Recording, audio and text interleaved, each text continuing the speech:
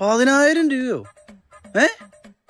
ഇവനെ സ്കൂളിൽ ചേർക്കൊന്നുമല്ലല്ലോ, ട്യൂഷന് വേണ്ടിയിട്ടല്ലേ? ഇപ്പൊ കൊടുക്കൊന്നും വേണ്ട. ഓ പിന്നെ വെക്ക്. അല്ല എഞ്ചിനീയറെ, കഴിഞ്ഞ ആഴ്ച തരാന്ന് പറഞ്ഞതല്ലേ താക്കോല് പണി കഴിഞ്ഞിട്ട്? ഇതെന്താ തറയിടൽ കയറി കഴിഞ്ഞില്ല? കഴിഞ്ഞില്ല, ഫൗണ്ടേഷനും കൂടെ ഉള്ളു. ഇപ്പഴാ കോമഡി. ചോട്ടുമില്ലേ, ചോട്ടുവിന് പെട്ടെന്ന് ബംഗാളിൽ പോണെന്നും പറഞ്ഞ് കോളാണ് അത്യാവശ്യം.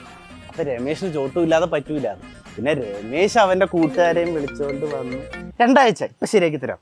എന്താ അവനെ സ്കൂളിൽ ചേർക്കണ്ട, അവൻ ഒറ്റയ്ക്ക് ഇത് പഠിച്ചാൽ മതി.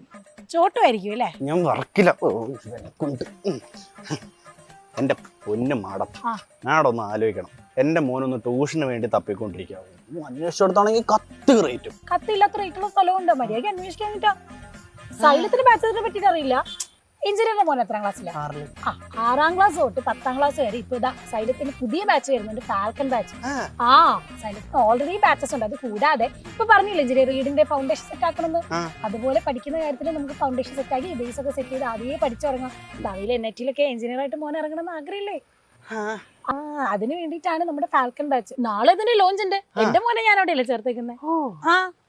നമുക്ക് വീട് കണ്ടാലോ? അല്ല, ഈ വീടല്ല, അടുത്ത വീട്.